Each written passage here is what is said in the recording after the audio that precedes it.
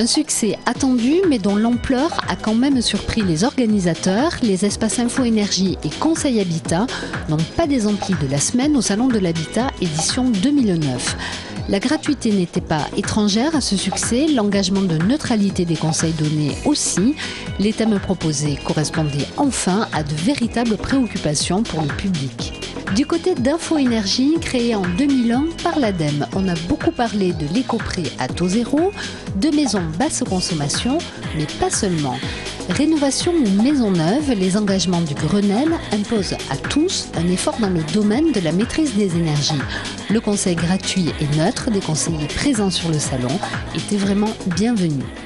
On peut faire des efforts au niveau des consommations dans tout type d'habitat. Donc la rénovation qui est le chantier le plus important puisque la plupart des logements datent d'avant 1974 et qui est la première réglementation thermique, mais également dans le neuf.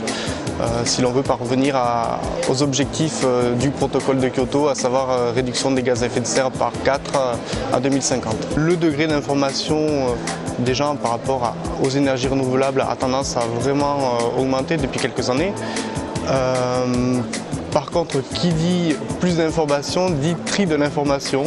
L'apport qu'on a par rapport aux particuliers est vraiment au niveau de la hiérarchisation des actions à mener à l'intérieur de l'habitat pour le rendre beaucoup plus économe. Certaines fois, ils ont tendance à penser que le vitrage est l'opération la plus importante, alors que l'isolation des combles, l'isolation des murs, voire la ventilation peuvent être plus importantes. Étude de plan photo pour les architectes d'intérieur présents à quelques mètres de là. Les rendez-vous sont calés toutes les demi-heures et les journées plutôt bien remplies.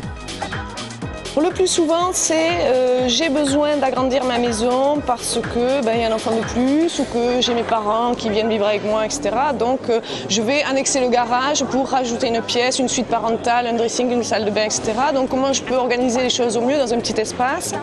Ou alors je suis en train de faire construire, alors là je suis complètement larguée, il faut m'aider sur les matériaux, l'implantation du canapé, qu'est-ce qu'on fait, il y a plein d'exposants, comment est-ce qu'on peut se débrouiller là-dedans.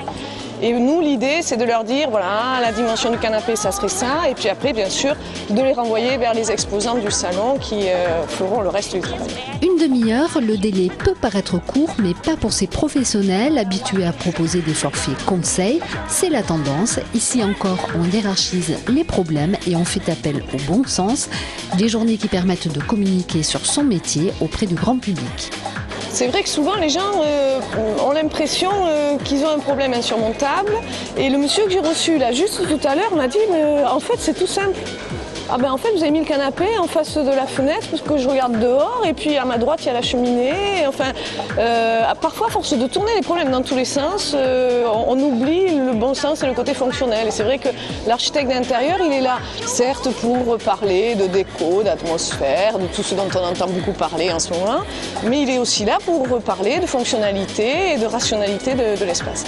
Alors c'est pas tout à fait la clientèle habituelle, dans le sens où ce coup-ci on peut avoir accès à des petits couples de jeunes qui n'ont pas trop de moyens, qui n'auraient peut-être pas fait la démarche de venir nous voir en se disant toujours pareil, oh là là, l'architecte d'intérieur ça doit être cher, alors qu'en fait on offre souvent des forfaits et des options possibles un peu à la carte pour permettre de répondre bien sûr à tout le monde.